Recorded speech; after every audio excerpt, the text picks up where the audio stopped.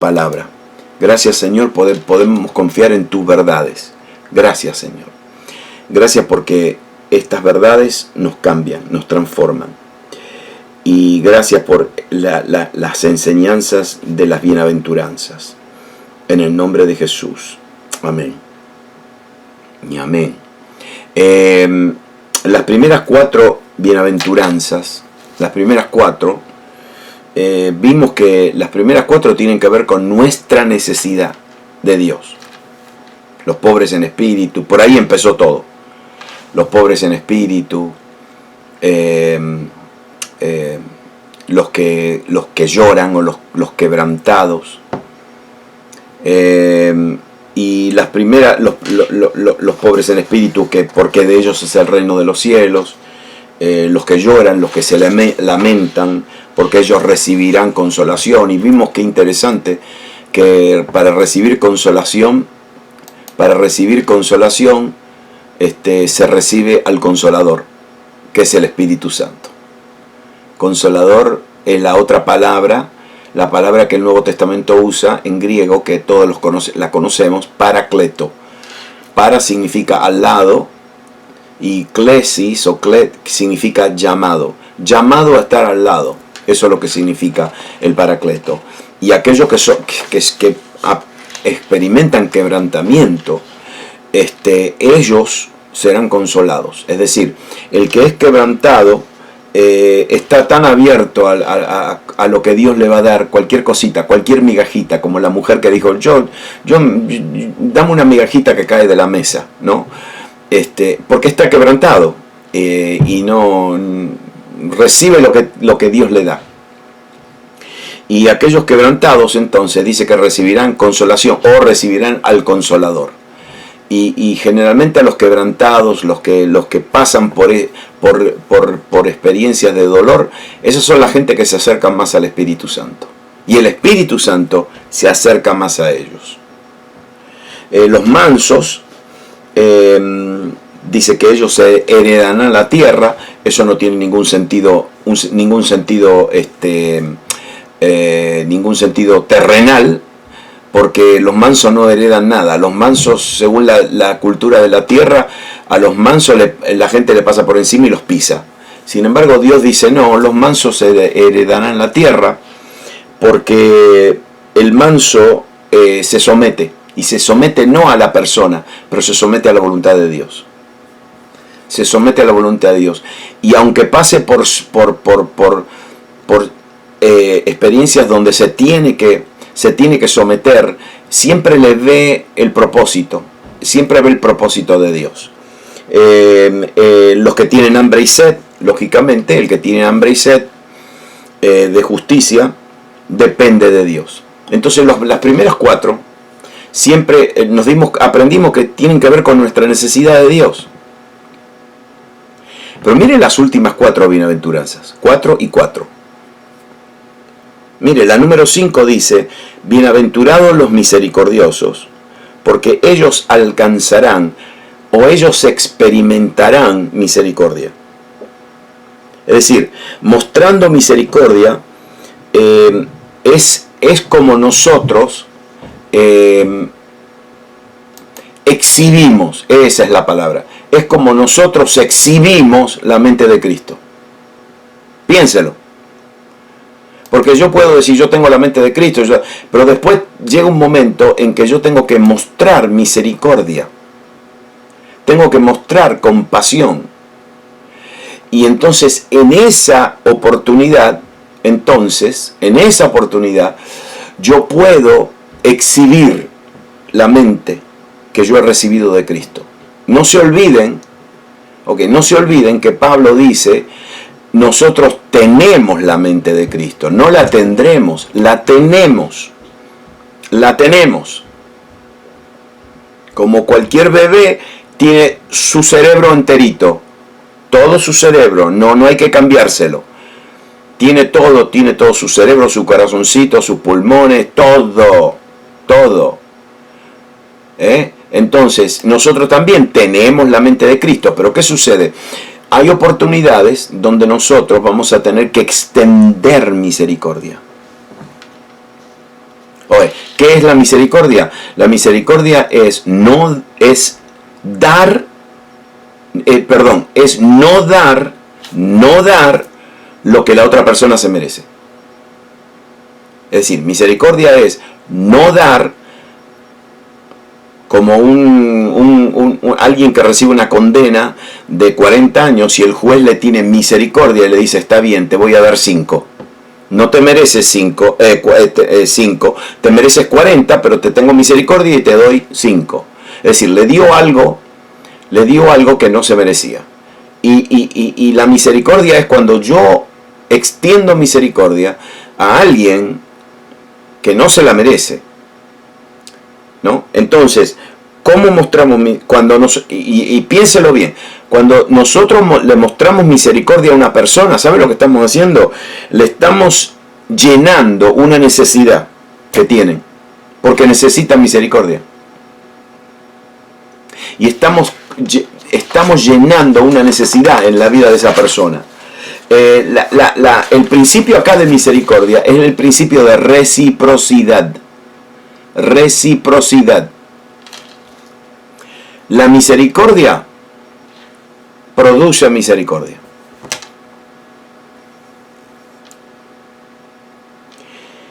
Y Dios nos dará a nosotros lo que nosotros le damos a otros. Dios me dará a mí lo que yo le doy a otros. Miren lo que dice la oración de David. La oración de David en 2 de Samuel 22. Cuando David está hablando con Dios y le dice, con el misericordioso te mostrarás misericordioso, y recto para con el hombre íntegro. Limpio te mostrarás para con el limpio, y rígido serás para con el perverso. Entonces, yo estaba buscando como una ilustración, ¿no? Para ponerle como una lección ilustrada, ¿no? Y fíjese lo que Dios hizo con el faraón en Egipto. En la segunda y la cuarta plaga, las ranas y los insectos. Miren lo que dice Éxodo 8. Pero viendo Faraón que le habían dado reposo, endureció su corazón y no los escuchó, como Jehová lo había dicho. Y el versículo 32 dice, mas el faraón endureció aún esta vez su corazón y no dejó ir al pueblo. Es decir, cuando Moisés iba y le decía, deja ir a mi pueblo, no. Y después, como Moisés le dijo, no, tienes que dejar. Entonces él como que se rendía un poquito y después se endurecía. Pero fíjese que acá en Éxodo 8 dice que él endureció su corazón. Él endureció su corazón. Es decir, la dureza de su corazón vino de su corazón. Él endureció su corazón. Ahora fíjese lo que la Biblia dice en la sexta plaga. 1, 2, 3, 4, 5, 6. Éxodo 9. Pero Jehová endureció el corazón del faraón y no los oyó, como Jehová lo había dicho antes a Moisés. Porque Dios ya lo había avisado. Como que Dios estaba diciendo, mira, le voy a tener misericordia, pero si no se ablanda, entonces no le voy a tener misericordia. Porque en Éxodo 7, que viene antes del 8 y del 9, ¿sabe lo que dice? Dice que, dice Dios, y yo endureceré el corazón del faraón, y multiplicaré en la tierra de Egipto mis señales y maravillas. Es decir, como que ustedes ven que Dios como que le tuvo misericordia. Pero como él no tuvo misericordia, Faraón no tuvo misericordia. Entonces, ¿qué pasó? Dios le endureció el corazón y se lo endureció más y más y más hasta el punto de que él mismo, después de que Moisés le dijo, va a venir muerte, va a venir la plaga de muerte. Y él estaba tan endurecido que perdió a su hijo primogénito. Bueno, es decir, ¿qué hizo Dios? Dios reciprocó. Dios le dijo, ¿tienes misericordia? Está bien, yo te extiendo, pero cuando no tengas misericordia,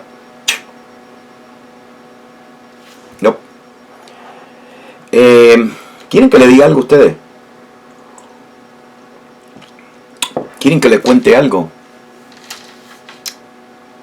Esto marcó a mucha gente. En el 1988, espero que algunos de ustedes habrán nacido ya en el 88. Bueno, en 1988, un gran evangelista, súper conocido, súper estrella, Jimmy Swaggart, salía por televisión, era súper conocido. Y Jimmy Swaggart, el director del Instituto Bíblico de Jimmy Swaggart, fue un amigo nuestro de familia, fue mi profesor, y yo lo conocía bien, y él estuvo ahí adentro cuando pasó todo el escándalo. Entonces fíjese lo que pasó con este hombre. Este hombre, Jimmy Swaggart, lo crea usted o no, estuvo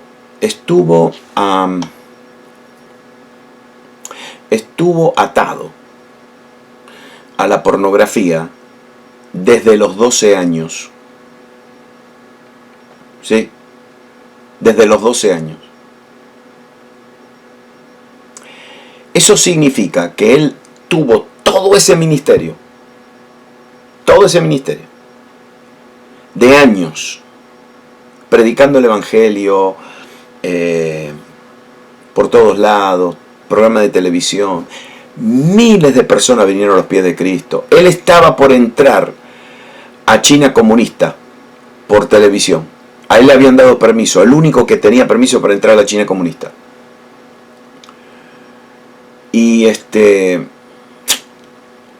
de los 13 años, es decir, él estuvo toda su vida ministerial atado a la pornografía.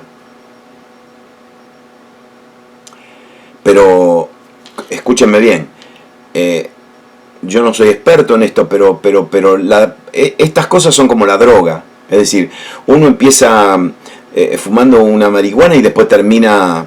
Entonces la pornografía es igual. La pornografía que se ve normalmente, eso no es nada. Eso no es nada. Él no estaba en lo que se ve normalmente. Él le pagaba a personas, porque ya no le hacía nada, no hacía efecto. Discúlpenme que le voy a mostrar, le voy a explicar esto, pero ya a él no le hacía efecto lo que veía en una pantalla. Él pagaba para verlo en vivo. ¿Qué pasó con él? Le voy a decir lo que pasó. Toda su vida él luchó con esto. Era como él tenía una victoria y después caía, victoria y caía, victoria y caía, victoria y caía, ¿no? Toda su vida. Imagínense qué tortura que tenía el hombre. Entonces, ¿qué pasó? Nadie lo descubrió, algunas personas sabían, pero todo el mundo lo protegía. Hasta que había otro pastor de la misma denominación que tenía una iglesia más o menos a una hora y media de distancia, y este pastor tenía una iglesia grande, pero grande, de como más de 12.000, 13.000 miembros, y Jimmy Swaggart le agarró un celo con este hombre, porque tenía más gente en la iglesia de él que en la iglesia personal de él. ¿Y sabe lo que le hizo?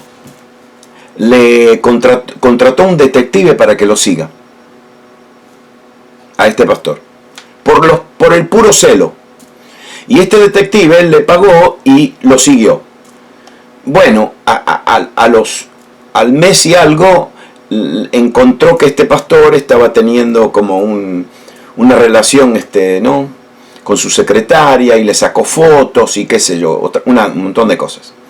Bueno, ¿qué sucede? Él agarra estas fotos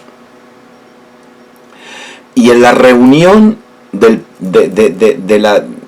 en la reunión de ministros, él lleva las fotos y dice, yo tengo prueba de que fulano y fulano y fulano es un pecador, que esto, aquí están las pruebas. ¡Pum! Y a este hermano, a este pastor, instantáneamente lo echan. Lo echan, lo destituyen de su posición, perdió todo. Entonces, ¿qué hace este pastor? Le dijo, ¿me hiciste eso a mí? Ahora yo te lo voy a hacer a vos. Contrató a un detective que lo siguió a Jimmy Swaggart. Y ahí salió todo.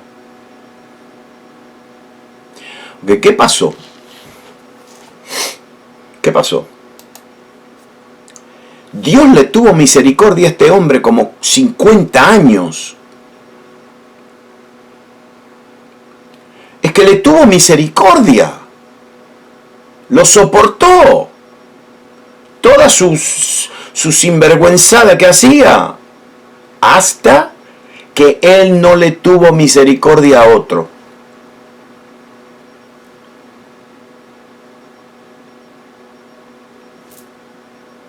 Y cuando él no le mostró misericordia al otro, ¿sabe lo que Dios hizo? Le bajó la caña. Mire qué importante que es esto. Bienaventurados los misericordiosos, porque ellos alcanzarán misericordia. Jesús tuvo mucha misericordia.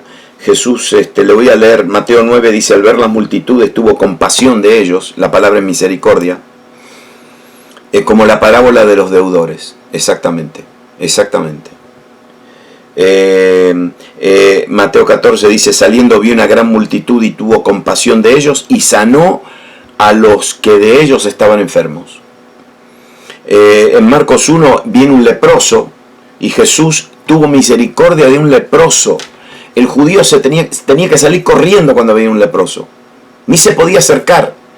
Hablando de distanciamiento social. A un leproso. Pero mire lo que dice. Y Jesús, teniendo misericordia de él, extendió su mano y le tocó. No, un judío no puede tocar a un leproso. Lo tocó y le dijo, quiero ser limpio. Mateo 8 dice que le trajeron un paralítico tendido sobre una cama, y al ver a Jesús la fe de ellos, le dijo al paralítico, tened ánimo, hijo, tus pecados te son perdonados. La viuda, cuando ve a la viuda, ¿se acuerdan la viuda de Naín? Y cuando Jesús la vio, se compadeció de ella y le dijo, no llores, y le resucitó al hijo. Mire, le voy a decir lo que es misericordia, tener misericordia. ¿Sí? Es tener compasión y perdonar a los que te ofenden. Eso fue lo que hizo Jesús. Tener misericordia de una persona es tener compasión y, es decir, compasión de corazón y perdonar las ofensas. Esa es la quinta, la sexta bienaventuranza. Bienaventurados los de limpio corazón, porque ellos verán a Dios. ¿Qué significa tener un limpio corazón?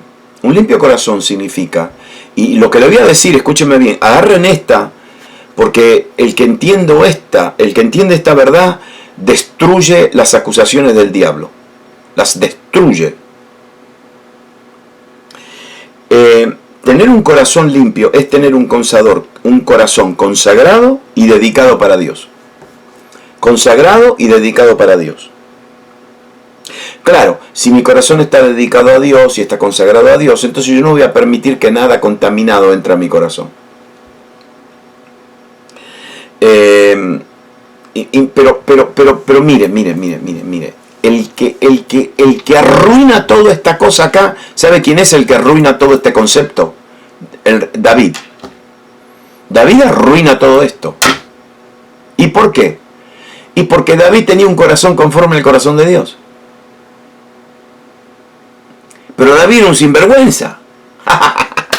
Era bien travieso David. Entonces, mire lo que dice Primera de Reyes 11. Y cuando Salomón era ya viejo, sus mujeres inclinaron su corazón tras dioses ajenos. Y dice así, y su corazón no era perfecto con Jehová su Dios, como el corazón de su padre David. Y acá la palabra perfecto es la palabra completo. Es decir, aquí lo que dice, y su corazón no era completo con Jehová. No era completo con el Señor, su Dios, como el corazón de su padre David. Es decir, no era completamente consagrado. Pero David cometió adulterio. David cometió homicidio. Y espérese. Esos son los pecados que nosotros conocemos. Ustedes saben cuál fue el peor pecado de David. No fue el de adulterio y el homicidio. El peor pecado de David fue cuando él tomó el censo. Él tomó el censo y murieron más de 70.000 hombres. Porque a David se le ocurrió contar cuántos soldados tenía. Al hombre que escribió el Salmo 20, que dice, estos confían en carros y en caballos, pero nosotros en el nombre de Jehová hacemos memoria. Ahora se pone a contar soldados. ¿Cuántos tiene? ¿Entienden? Y porque él hizo eso, murieron más de 70.000 personas. Una pestilencia vino y mató.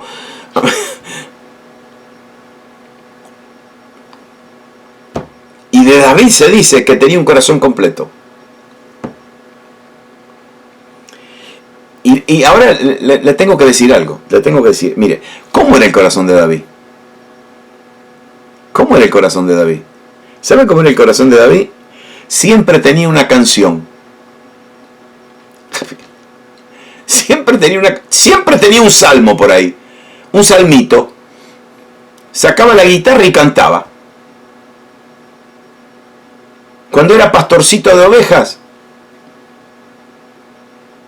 cantaba un salmo. Cuando fue rey y rico, cantaba salmo. El dulce cantor de Israel. Cuando estaba corriendo de sus enemigos, cantaba salmos. Ustedes saben, el Salmo 23 él no lo escribió, dicho sea de paso. El Salmo 23 él no lo escribió cuando era pastorcito de ovejas. El Salmo 23 él lo escribió cuando se estaba escapando de su hijo, que lo quería matar. Y cuando él habla de aunque ande por el valle de la sombra y la muerte, era literalmente el valle de la sombra y la muerte. Y cuando él dice, aderezarás mesa delante de mis angustiadores, literalmente, cuando él estaba escapando de su hijo Absalón, vinieron 3 reyes que eran enemigos de él y le hicieron toda una fiesta, le pusieron comida, camas, le dieron de todo. Él escribió un salmo verdadero. No era una cosa que se inventó. ¿No? Cada vez que él tenía una victoria, escribía un salmo. Escúcheme bien ahora lo que le voy a decir. Después que pecó, después que mató a Urías, se quedó con la esposa, tuvo el bebé se le murió, escribe uno de los salmos más hermosos del universo, el Salmo 51. Escribe un salmo. ¿Y qué salmo fue? Arrepintiéndose, quebrantado, pidiendo perdón. Ese era David. Porque una canción así bien sale del corazón. Su comportamiento fue terrible, pero en su corazón siempre había un salmo. Porque esa canción nos muestra el corazón.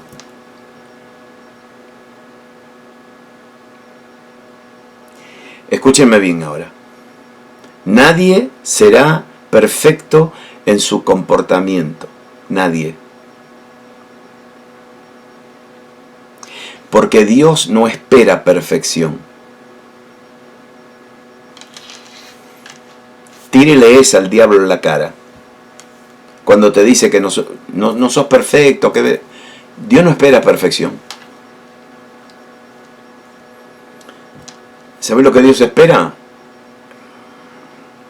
Proverbios 23. Dame, hijo mío, tu corazón y miren tus ojos mis caminos. ese corazón donde está nuestro intelecto, nuestras emociones, nuestra personalidad. De David se dice mucho, por ejemplo en Primera de Reyes 15 se dice: sin embargo los lugares altos no se quitaron, con todo el corazón de Asa fue perfecto para con Jehová toda su vida, como su padre David. Asa dice que él no destruyó todos los lugares altos, pero con todo su corazón fue perfecto, fue maduro delante de Dios, porque Dios quiere el corazón. Dios no espera perfección de nadie, pero quiere el corazón. Y cuando nuestro corazón es limpio, vamos a ser leales a Dios. No va a haber mezclas, no va a haber lugar para otra cosa en nuestro corazón. Mire lo que dice Mateo, por ejemplo: donde está vuestro corazón, donde está el tesoro. Ahora, a ver, sí. Ahora le voy a explicar algo que Jesús dijo en Mateo 6. No se olviden que el Sermón del Monte es Mateo 5, Mateo 6, Mateo 7. Es decir, es todo una enseñanza.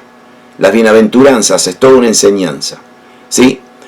Entonces fíjense lo que él continúa hablando. En Mateo 6 dice: porque donde está vuestro tesoro, allí estará vuestro corazón. Sí. Pero miren lo que dice después de esto. ¿Quiere saber lo que dice después? Esto es el versículo 21. ¿Sabe qué viene después del 21 o el 22? Miren lo que dice el 22. La lámpara del cuerpo. En otras palabras, habla del corazón. Sí, habla del corazón. Donde está el tesoro, ahí está el corazón. Próximo pensamiento. La lámpara del cuerpo es el ojo. Así que si tu ojo es bueno, todo tu cuerpo está lleno de luz. Pero si tu ojo es maligno, todo tu cuerpo estará en tinieblas. Así que si la luz que en ti hay es tinieblas, ¿cuántas no serán? Bueno, miren lo que dice Jesús. Primeramente dice el corazón. Donde está el tesoro, tu tesoro, ahí está tu corazón. Pero después me dice, no, pero tiene que ver con el ojo. Entonces dice: si tu ojo es bueno, y la palabra buen ahí no es bueno. La palabra ahí es singular. Singular. Es decir, singular es lo contrario de plural. Plural significa mucho, singular significa uno. Entonces aquí lo que está diciendo: si tu ojo es uno, singular. Es decir, si tu ojo está mirando una cosa, nada más, todo el cuerpo estará lleno de luz. Pero si tu ojo es malo, ¿y saben qué? Ahí está la palabra malo. Miren lo que significa: lleno de trabajo, labores, presionado y molestado por un montón de trabajo. Es decir, mira lo que te está diciendo: si tu ojo es uno y está enfocado en una cosa, entonces todo el cuerpo está lleno de luz. Y está hablando acá del corazón, de la pureza del corazón. Pero si tu ojo está mirando 29 cosas y está por todos lados, entonces dice: todo el cuerpo está en tinieblas. ¿Y por qué está diciendo esto?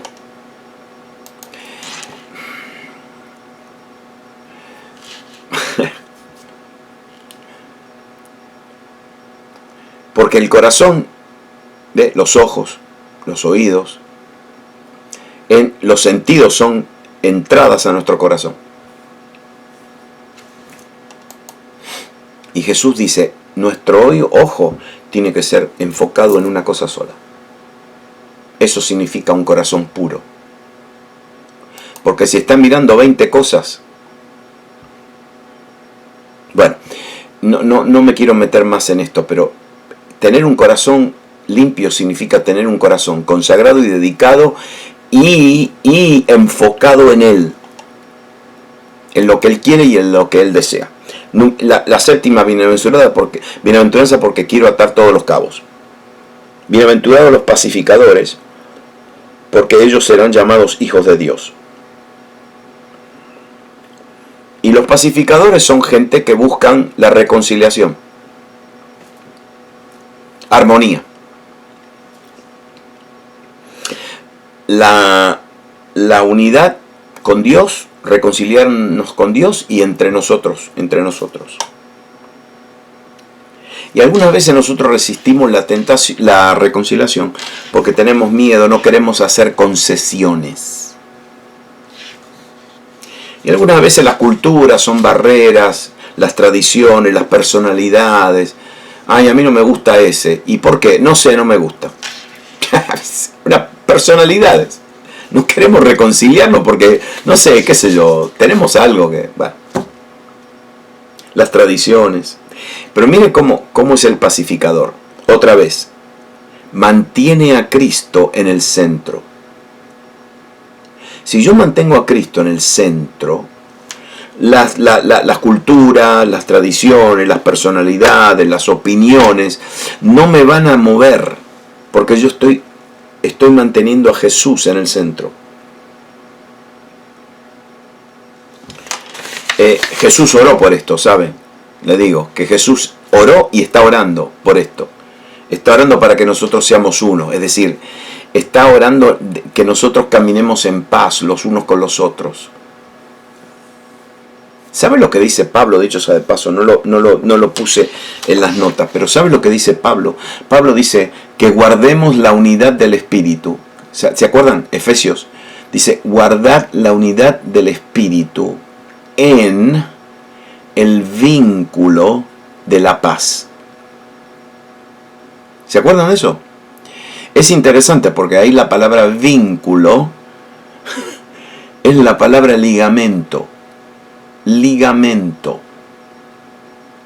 Si usted habla con cualquier enfermero, enfermera, médico, doctor, le va a decir, los ligamentos son básicamente son bandas que tienen a todos los huesos unidos, porque los huesos no están pegados los unos con los otros. Los huesos están todos sueltos. Menos mal que tenemos ligamentos, porque los ligamentos atan y unen a los huesos. Ahora, ¿qué sucede si un ligamento se corta?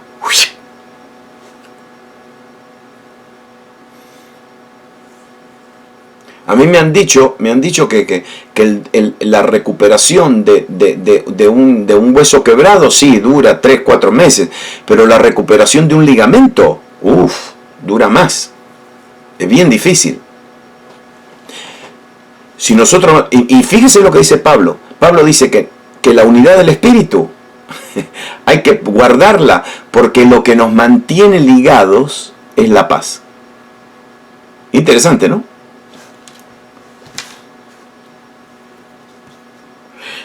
La última, la número 8. Bienaventurados los que padecen persecución por causa de la justicia, porque de ellos es el reino de los cielos. Y después agrega, a esta le agrega otra bendición. Bienaventurados sois cuando por mi causa os vituperen y os persigan y digan toda clase de mal contra vosotros mintiendo. ¡Oh! Esta... Ok, le voy a decir, esta es la última. ¿Se acuerdan que las primeras 4 era 1, 2, 3, 1, 2 y 3 y la cuarta como que unía las primeras 3? ¿Sí? Esta también. 5, 6, 7 y la 8 une a las 5, 6 y 7. ¿Por qué? Porque esta dice, bienaventurados los que padecen persecución, bienaventurados cuando por mi causa los persiguen. ¿Sabe cuál es el principio detrás de la número 8? Identificación con Cristo. Identificación con Jesús.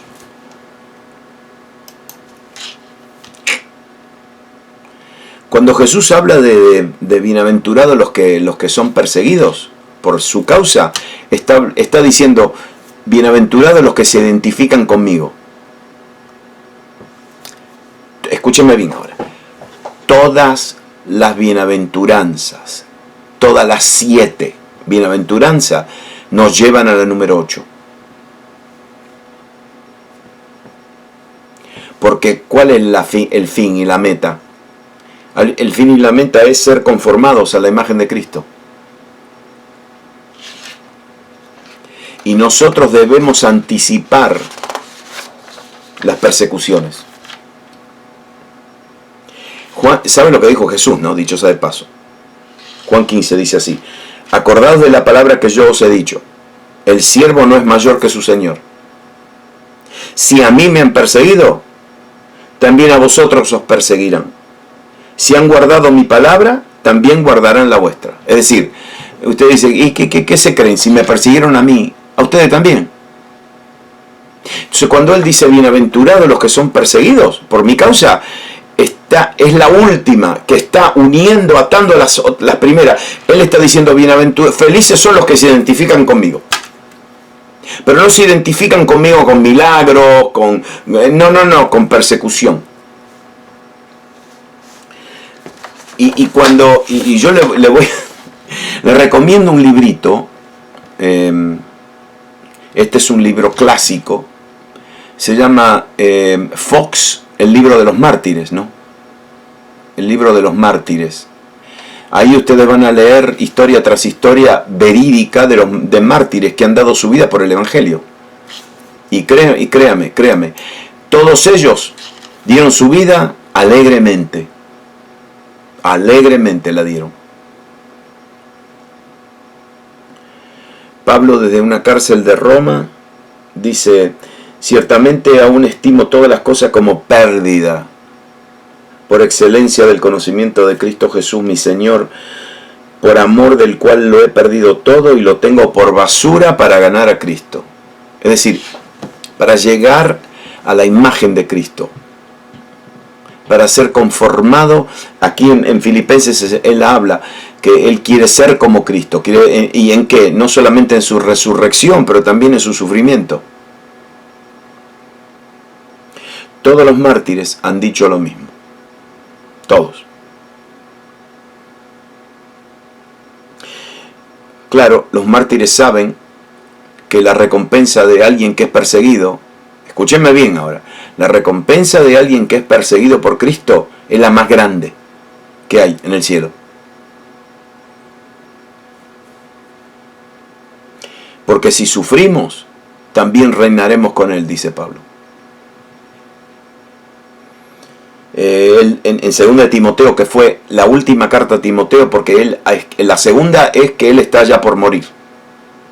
Y le dice, he peleado la buena batalla, he acabado la carrera, he guardado la fe, por lo demás me está guardada la corona de justicia, la cual me dará el Señor, juez justo, en aquel día, y no solo a mí, sino también a todos los que aman su venida. Es decir, este hombre está ya por morir. Y nosotros soportamos cualquier tipo de persecución, y créanme, las persecuciones de hoy no tienen nada que ver con las persecuciones históricas. Porque amamos a Jesús. Amamos a Jesús.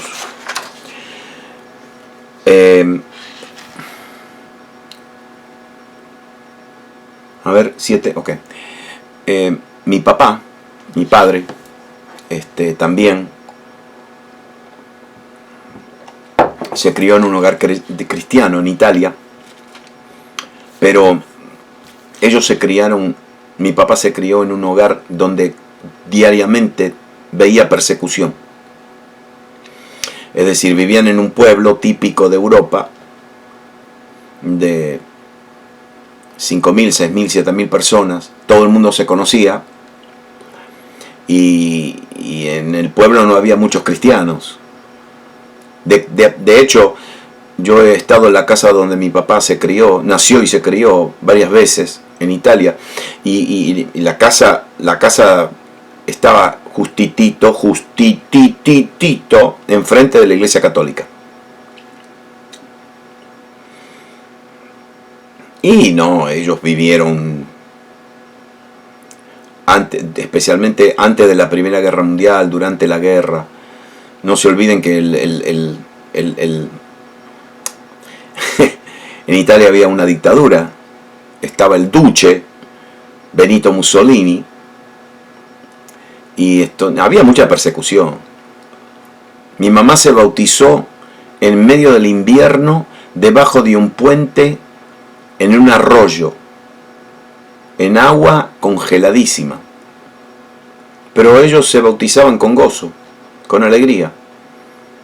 Y mi papá siempre me contaba, y ¿sabe qué? Me contaba las historias de este libro que yo le dije. El libro de los mártires, Fox, el libro de los mártires. Mi papá nunca me habló de deportistas, de nada, no, me hablaba de los mártires siempre. Así me criaron. Y me contó siempre la historia de unos creyentes en Roma, al norte de Roma, que fueron condenados a morir. Y los romanos eran súper crueles. Y entonces tomaban a cristianos y los metían en un lago en el medio del invierno, temperatura bajo cero, y los hacían caminar, los dejaban en el lago y que se quedan parados ahí hasta que el agua se congelaba. No, es decir, agua hasta acá, hasta el cuello. Y así se morían, despacito, congelados. Y entonces ellos, los soldados romanos, ¿qué hacían? Estaban en la orilla y le gritaban a los cristianos que nieguen a Jesús, que nieguen a Jesús, que si negaban a Jesús los sacaban. Y la historia esta se cuenta y es una historia verídica, de que ya estaban ya casi se habían muerto 2 o 3, pero uno de los soldados romanos gritó. Y ¿por qué? Porque uno de los cristianos se rindió y salió del agua. Y el soldado romano gritó y se mete en el agua, uno de los soldados romanos, y se mete en el agua y toma el lugar del cristiano que salió.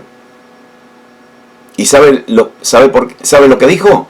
Dice, yo no me quiero perder la corona que estaba sobre su cabeza, y se quedó ahí cuando él salió. Y de verdad, es decir, él vio las coronas que estaban sobre las personas que se estaban ahí en el agua, y entonces vio como el que salió, la corona se quedó ahí, y dijo, yo no me la voy a perder. Se metió en el agua y murió ahí. ¿Sabe por qué le estoy diciendo esto? Porque nosotros no tenemos ni idea de lo que significa ser perseguido. Perseguido porque ¿qué? Nos insultan, nos llaman un nombre, nos tiran, nos tiran con un ladrillo, qué sé yo, no sé, nos insultan. Eso no es nada. Lo que nosotros entendemos es esto, que el Señor le da una recompensa especial a los que son perseguidos.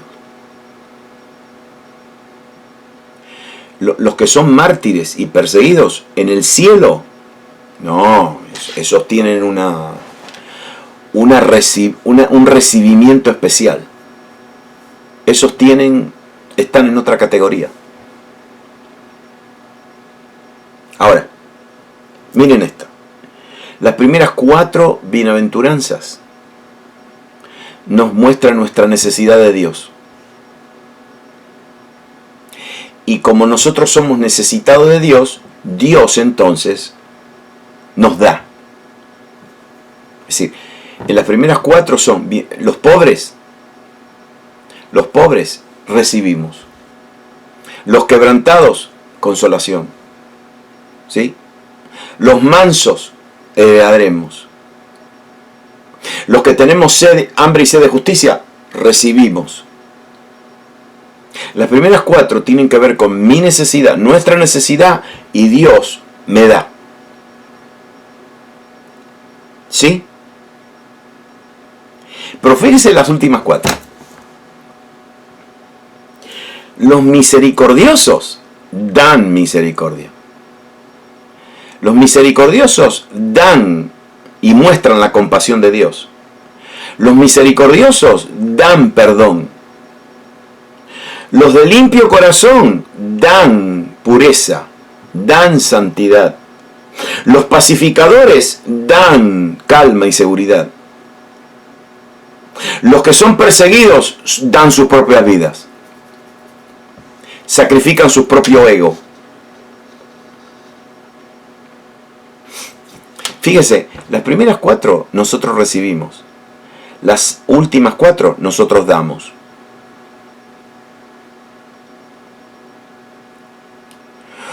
Oh, no, sí, lo que pasa es que nosotros, como cristianos, siempre queremos recibir. Ah, ¿a quién no le gustó? Ah, yo voy a recibir consolación, aleluya, el consolador. Y sí, sí. Y pobre en espíritu, sí, Él te llena. Y los mansos te da, heredarán la tierra. Y el que tiene hambre y sed de justicia, también. Pero la segunda 4 está bien, ustedes reciben, ahora tienen que dar. Ahora, fíjense lo que damos. Misericordia, pureza, paz y nuestra propia vida.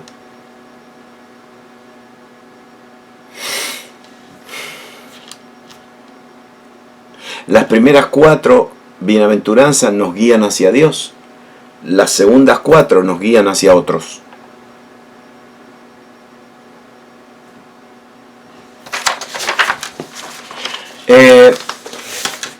Como que ¿no le parece a ustedes que Jesús nos dice, miren, en las primeras 4 Dios les da, reciban todo lo que Dios les da,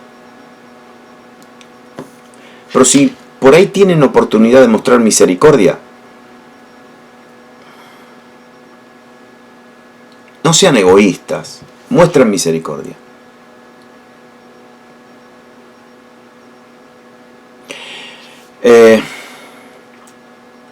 Si alguien te persigue, si alguien te ofendió, perdónalo. Extenderle perdón. Porque misericordia es dar lo que uno no se merece. Es decir, cuando se perdona a alguien no se lo merece, pero le damos misericordia. Paz, los pacificadores. Como que recibimos tanto de Dios y después, ahora nos toca dar. Nos toca dar. Ahora, ¿qué sucede si yo recibo todo y después no doy nada? ¿Qué sucede si yo, ahora con la mente de Cristo? ¿Por qué estamos compartiendo esto? Porque por mucho tiempo yo me pregunté, pero ¿cómo es esto, lo de la mente de Cristo? ¿Cómo es? Primeramente está ese concepto de que yo ya tengo la mente de Cristo. Ya la tenemos. Entonces, ¿cómo se desarrolla? Se desarrolla recibiendo de Dios, ¿sí? Recibiendo, pero después Dios te mete en situaciones donde vas a tener que dar.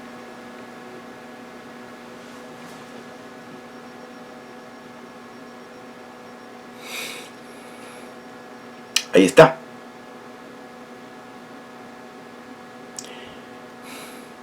Porque si yo recibo las primeras 4 bienaventuranzas y después tengo una oportunidad de dar misericordia, de dar perdón, de dar paz, de dar pureza,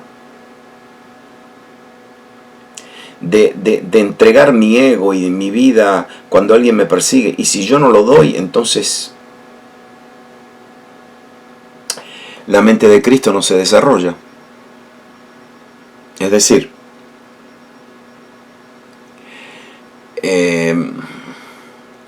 eso es como un niño que come y la mamá no lo deja salir. Entonces no puede salir, no se puede socializar con nadie, no puede desarrollarse, no puede correr, no anda en bicicleta, no sé. Entonces recibe, pero no da, no funciona. Entonces nunca va a crecer. Nunca. Le tengo que decir una verdad, ¿no? ¿Le puedo decir una verdad? Ahí está. Ustedes saben lo que le voy a decir. La gran mayoría de los cristianos en general, están recibiendo, pero no dan. Ahora, claro, dar no es simplemente una oración. Dar no es simplemente, no, te bendigo. No, dar es, por ejemplo, dar misericordia. Dar lo que la otra persona no se merece. Dar compasión. Eso es dar. Amén. ¿Dónde está Emilio? Por ahí no lo veo. Ahí está Emilio. Sí, como el principio del Mar Muerto. Ustedes saben que el Mar Muerto recibe las aguas del río Jordán. El río Jordán sale del Monte Hermón. El Monte Hermón está todo el año congelado. El pico del Monte Hermón siempre está congelado todo el año. Y entonces las aguas siempre fluyen. Y el río Jordán fluye, desemboca en el mar de Galilea, pero el mar de Galilea tiene una entrada por lo menos y tiene una salida. El lago de Galilea, perdón, no mar, el lago de Galilea. Tiene una entrada y una salida, y después de la salida entra por el norte y sale por el sur, y después del lago de Galilea el Jordán sigue fluyendo, y pasa por todo el valle del río Jordán, y desemboca en el mar Salado. Los israelíes nunca lo llaman Mar Muerto, porque el Mar Muerto, dice, el Mar Muerto no es muerto, el Mar Muerto nos produce más de 500, 600 millones de dólares al año.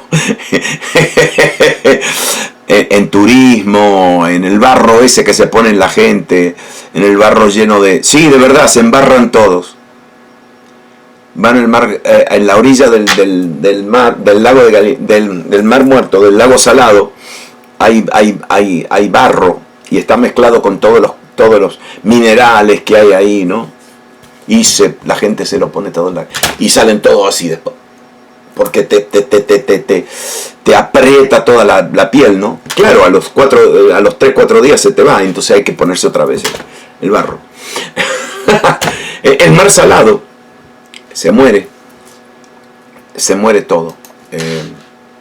Se muere todo en el Mar Salado, y el río Jordán sigue dando, pero el Mar Salado no tiene salida. Ahora, fíjense una cosa, cuando Cristo venga, ¿saben lo que va a pasar, no? Cuando Jesús venga, literalmente, físicamente, va a descender del cielo con todos nosotros, aleluya, y va a poner sus pies sobre el monte de los olivos. Y se va a abrir,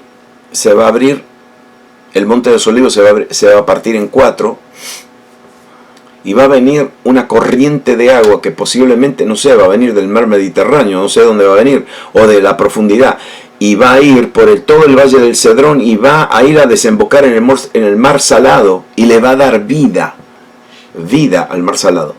Ahora, tiene que ser mucha agua, porque el Mar Muerto tiene 33 veces más sal que el Mediterráneo, 33 veces más sal que el Mediterráneo. Es decir, literalmente, uno se acuesta sobre el mar y no se hunde. Se puede acostar a dormir la siesta. Es como esos colchones de agua, así, sí.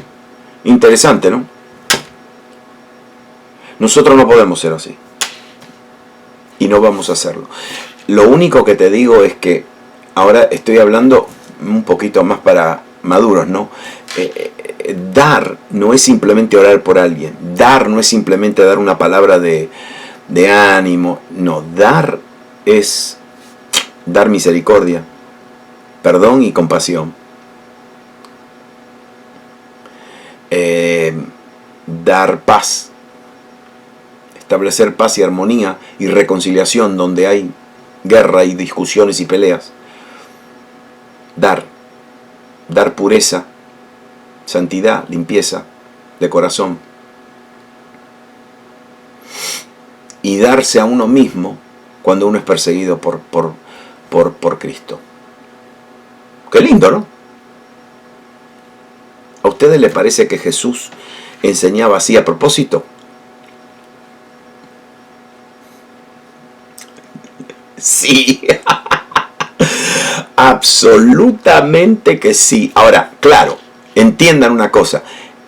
Nosotros estamos leyendo el Evangelio de Mateo. Y Mateo solamente escribió básicamente lo que quiso plasmar. Yo estoy seguro que cuando Cristo enseñó estas cosas, Él hablaba más, Él enseñaba más, explicaba más. ¿Sí?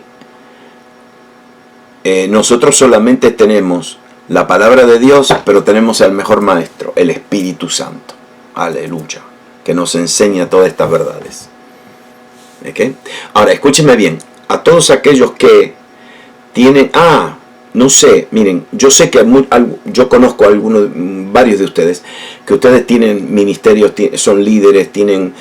por favor, una de las cosas más importantes que me voy a decirle, por favor, estas verdades no son materiales de nadie en particular. Por favor, compartan esto. Compártanlos. Y no mencionen a nadie. Por favor, no me mencionen a mí. No mencionen a nadie. Simplemente digan, esto es lo que la palabra de Dios dice. Y compártanla, compartan con todo el mundo. Sí, para eso estamos. Amén. Vamos a orar. Espíritu Santo, ahora estas verdades tienen que ser aplicadas a nuestro corazón, a nuestra vida. Por eso en el nombre de Jesús te pedimos, Espíritu Santo, que apuntes con esta palabra como una flecha, apúntala a diferentes áreas de nuestra vida que necesitamos cambiar, que necesitamos entender. Espíritu Santo, ayúdanos a aplicar esto a nuestras vidas en el nombre de Jesús. Te damos gracias, Padre, porque ya tenemos la mente de Cristo. Ya la tenemos en el nombre de Jesús. Amén. Y amén. Bueno, qué lindo. El guía, los guías, sí, los que son guías o líderes de grupos. Sí, los Gustavo, todos los que predican, por favor, y no me mencionen, no tienen que mencionar a nadie. Algunos me dicen, no, es que yo le tengo que dar honra. Nada, que honra a nadie, démosle honra a Jesús. Démosle honra a Jesús, amén. Bueno, gracias Luz.